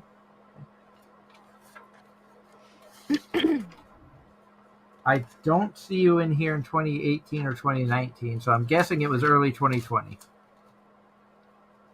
And so, I don't remember what shows I was doing because I first started working at Funimation in I think 2018. Maybe. I'd have to look at my calendar. I can't remember. I believe 2018 is when I first started working at Funimation. Behind the Voice Actors has Conception and Ace Attorney Season 2. Oh, Ace Attorney. Yeah, that was one of my early ones too that I did. Maybe it was Fruits Basket that first brought you to my attention, because I really enjoyed Fruits Basket 2019, where you voiced Machi's mother. And then I think there was another motherly role in there that... Yeah, I was a teacher in Season 1, I believe. Wise Man's Grandchild, that might have been the one that stuck out because I loved that show. Yeah, I've had opportunities to be on a lot of shows through the years. I'm really grateful for the many characters and moms and aunts and everyone that I've gotten to voice. But it's definitely been fun to see your career grow and get to see your name in more shows. And I know you said that you've been having a lot of fun making a career as, side characters. While I do hope that soon that we can see your name in more lead character roles. If it's not the lead, main supporting cast and stuff. It'd be fun to get to hear more of your voice, more of your abilities in these future shows coming up. Oh, well, thank you. I hope so too. I'm just happy to do whatever I'm offered. And I know you mentioned Conception, and Conception was one of those really weird shows. It was so weird. It's one of those shows we do kind of bash on the show here, just because it was one of those that we watched the entire series not realizing why we watched it. And it was just there are some animes that are out there that are still entertaining, and then there are shows you watch and you're like, why? And that's... You watch it because it's a train wreck. That's why you watch it. It was a train wreck that we couldn't turn away from. And this is not... I don't want anybody to get the wrong idea. I am not critiquing any of the voice acting or any of the work that was put on by either the Japanese studios or Funimation. The storyline and the characters themselves are what I am kind of critiquing and bashing here. Just the whole idea of this show. I know it was based off a video game, but I don't even ever want to see the video game because I watched it. I can't even imagine. I was recording with Alexis Tipton recently, and we were reminiscing over that show because it'd been like 3 years or something like that. And when we had the cast party, the show was just so ridiculous and so full of people laughing because if you just have to watch the show to even know what we're talking about. We watched so many bloopers at the cast party just because there's so many good moments. I could only imagine what the blooper reel was for that show, because God, and I think back to that show, and it's like, okay, well, he needs to mate with these 12 women to create offspring that go into a dungeon to defeat this entity. The, the And Star Maiden, I think was it the Star Maidens or the Star Children? I can't even it remember. was like the Star Children or something like that. And these kids that they had were the craziest and weirdest looking things I've ever seen in anime. It's like it almost made all One Piece characters seem normal. And that's saying something. And Ross says the second video game is better, way better. I never had played the first. So, but we do kind of bash the idea of conception, but not the acting per se, because the acting itself was really, really good. Obviously, it had a lasting effect where we talk about it on a regular basis. Right. It is definitely one you don't forget if you watch it. It's one of those train wrecks that you watch, kind of like Chiho School Road, Pop Team Epic, Fully Cooley. Just you sit there, you watch it, and go, "Why did I watch this? And why do I want more?" Yep. You know? Yep. Now, did you get to be a part of Pop Team Epic? I know so many people were a part in that series. No, I think that might have been before I was working with Funimation. I can't remember what year that it recorded, but I think it might have been before I had joined the roster at Funimation. And I know that show, like, when we first started watching it, when my wife and I first started watching it, we sat down, we watched, like, what we later discovered was the first half. And went through, I was like, this is just absolutely corny. We had no idea that it continued on, and the girls were voiced by men. So we had missed it. Like, I think we watched 5 episodes before we let it continue to play and realized there's a whole second half to every one of these episodes voiced by different main characters. We might have to go back, and then every episode was voiced by different voice actors. Mm-hmm. So Peepa Me and Popco had like 4 voice actors between the two of them per episode. Yep.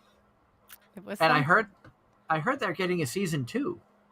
Oh, I don't know. I haven't heard, but maybe. If they're getting a season 2, hopefully we get to see you in there as Peepa Me or Popco. Do you find shows like that fun to watch? Not as much. I do tend to like the more serious ones. I would say probably more serious as opposed to comedies is what I lean towards. But I don't know. I like pretty different. Sometimes I'll surprise myself. I'll watch an episode of a show just because I have a friend, like say Danny Chambers is in it or something, and so I'm gonna watch it to support her since she's one of my best friends, and I might like think I'm not gonna like it at all, and then I love it. So I don't know. But no, I don't think that's not one I've ever like wanted to go and watch. And talking about scrolling through the Anime News Network on the list, one show that popped up that you only had a small role in a couple episodes, Lala, in an anime I fell in love with and was probably one of the most recent and most evident fanboy moments I've ever had live on the air. And I look back and laugh at it now because we'd had Marissa Lenti on the show multiple times before she was cast as Yuna from Kuma Kuma Kuma Bear. And then I fell in love with this show, and we had her on to talk about it, and I fanboyed hard. It's a cute show. And it's like, I still see people post, like, my daughter is 9 years old. She wants to get into anime. What are shows that you would recommend? That's the first one I throw out there. Mm-hmm. Because it is just such a cute and wholesome show. Yeah. And you got to play Lala, which, if I remember correctly, was one of the little girls in there. She was the maid of Oh, that's right. the girl that wore pink. I can't remember her name. I was her maid basically.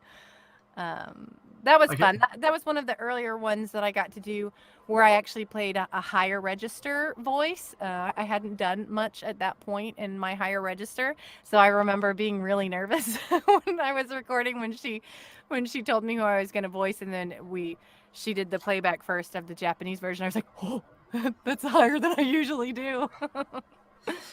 Did you have a lot of fun with that character, though, being able to play outside of your comfort zone? Yeah, it was fun. I mean, she doesn't appear, but I think 2 episodes, and she doesn't say very much. But it was really fun that Jade gave me the opportunity to voice something that was outside of my typical range, and I think it went over okay. Have you sat down and watched the whole series, or? I don't know that I finished the last few episodes. I got pretty far into it, but I can't remember the end, so I feel like I must not have finished it. Well, I like I said, I fell in love with it. I actually have a couple of unifigures I had to run out and buy when they first saw them coming out. uh, just like the character was just so lovable and a lot of fun. Mm-hmm. And my God, I just realized we got about 10 minutes left of the show. Time just flew by. Holy cow. It went really fast. And before we run out of time, of course, we want to give you a chance to promote yourself, social media, any shows that you have coming up that you're working on that you can talk about. You know it as our shameless plugging section, and the floor is yours. All right. Check me out on social media. Voices by Brie is my handle on Twitter and Instagram and Facebook too, I believe. Current shows that I have going is Ranking of Kings. I love that show. Everyone should be watching it. It is so good. Go check out Ranking of Kings. Another one that was recently announced is Girls Front Line. I play MG3 in that one, just one of the warrior girls as part of that. It's a heavy female cast. Lots and lots of ladies. So that's a fun one. So go check that one out. Danny Chambers is also in that one. Let's see. Oh, I can't talk about that. I almost said something I can't talk about yet. So there's some surprises that are coming soon that I will be able to talk about. So if you follow me on social media, you will get to see when those announcements happen. We're not trying for any NDA breaches or anything like that, you know. Well, one of them should be coming out any day, which is why it like almost slipped out. I was like, wait, nope, I don't think it's actually come out yet. And for future shows coming up here on Anime-Zing Radio, next week we're doing a special Saturday show. We're not doing a Sunday show because I will not be around Sunday night. So Saturday night, we're going to be welcoming cosplayer Ben Ackley is going to be joining us. So that's going to be a lot of fun to talk with him. We're also potentially going to be meeting him at PuchiCon. He may be heading out that way. March 6th, we have Danny Chambers joining us, which it's going to be a lot of fun to bring Danny back on the show. We love her work. Going to be a lot of fun to talk about Banished from the Heroes Party, since I recently binged that whole series in 2 nights. Followed March 13th by Aaron Campbell. Yay. March 20th, we're going to have a cosplayer roundtable where we have 4 amazing cosplayers that are going to be joining us. Keep an eye on our Facebook page, facebook.com/Anime-Zing Radio. We are going to start announcing the cosplayers who are going to be joining us for that show in the coming weeks. I just want to make sure I have all the proper social media and promotional material for each of them so we can properly promote them. March 27th, we're going to be welcoming Jeff Fulb from Vermont Gatherings back to the show. A little bit of shameless promotions there. He's going to have a convention coming up in Vermont on April 23rd and 24th called the Sci-Fi and Fantasy Expo. We will have a table there. So hopefully if you're in the New England area, if you want to come out to Vermont and have some fun up here in northern New England, we'd love to see you at the event. Also, a side note, we will be March 13th. Not only will we have the live show Sunday night, Saturday we'll be at Northeast Comic-Con and Collectibles Extravaganza in Boxborough, Mass. You can find our co-host Angela and me. We will be there for Saturday. It'll be fun to get back to the convention my wife and I got married at for the first time in a couple of years. April 3rd, we are having our 8-year anniversary show. We are excited to announce that Lindsay Shepard is going to be joining us. We have reached out to a few other people to come on, waiting to hear back, as we'd like to have a couple of voice acting guests to join us to help celebrate our 8-year anniversary with all of you wonderful people, our fans out there. Like I said, if you are new to the show, make sure you hit the subscribe button down below the video here. Hit the like button as well. Let's Facebook and let's YouTube know that it's a good video and they should promote it to other people. Help us hit that 500 subscriber goal by the end of the year. We also have a giveaway at 200 subscribers. One lucky subscriber will get to be a guest co-host for a future voice actor interview here on the show, where you will get to sit in the co-host seat during one of these shows that we have in the future with Brianna, Danny, Aaron Campbell. We have a few other voice actors we've reached out to as well, hoping to have them come on in the future. Big thank you to everybody who tuned in tonight. Vross, Luck, HH, Mario. Hello to Scott Hare, who's tuning in. For those of you who don't know, Scott Hare actually was part of the first voice actor interview I ever had when I was his co-host on Crossing the Void Radio. Way back when. It's big thanks to him that this show actually got started. So got to throw the love out to Scott Hare as well. It's great to see he's doing good. Thank you for popping in and saying hello. We had a fun little story with that show. We had a guest cancellation on Sunday night because of a family emergency. It was a Wednesday show. And for just on a whim, I sent a Facebook message to Sheremy Lee telling her who I was, that we had a guest cancellation, asking her if she could be a part of the show. And I got the message from our booking producer at 1:00 Wednesday afternoon that Sheremy was finalized and would be on that night. So it was being able to talk with Sheremy, that first voice actress I've ever interviewed, and that helped to fuel the fire of understanding there was a need for shows like this out there. And then with his help and encouragement from many other people, we started the show back April 6th, 2014. So it's crazy to think that we're closing it on 8 years. And it's been an amazing time to get to meet and talk with so many amazing people like yourself, Brianna. Again, thank you so much for joining us tonight. It's always an honor to chat with you. Oh, no problem. It is my pleasure. I enjoy it. Anytime you want to talk anime. And again, congratulations on the little one that will be coming in, as you said, a few weeks. Mm-hmm. No, I will see lots of pictures posted up. And do you have a name picked out yet? Or I do, but we're not sharing it publicly, so stay tuned. I will. When he is born, I will post a picture for everyone to see my cute little man. Can't wait to see that. And again, thank you so much for joining us. It's always wonderful time getting to chat with you. And I look forward to seeing how your career will continue to blossom in the future. Thank you. For those of you out there watching, thank you so much for tuning in tonight to Anime-Zing Radio. Again, support our sponsors, HomeCircleMedia.com and Casey Fox and Triple S Lawn Care. If you're in the Raleigh, North Carolina area and you need lawn care, be sure to reach out to Darren for any lawn care needs. Also, if you're in the area and you can make it out, check out PuchiCon. They have an amazing lineup of guests already. We think we know because they do a little trivia question of guess who our next guest is going to be based off the shadows of the characters in the background. And I think we know who the third one's going to be, but we're not going to say anything until they announce it. So until next week, Saturday night, when we have Ben Ackley on the show, I hope everybody has a wonderful week. Stay safe out there. And we will see you next Saturday right here on Anime-Zing Radio on YouTube, Facebook, and tonight Twitch.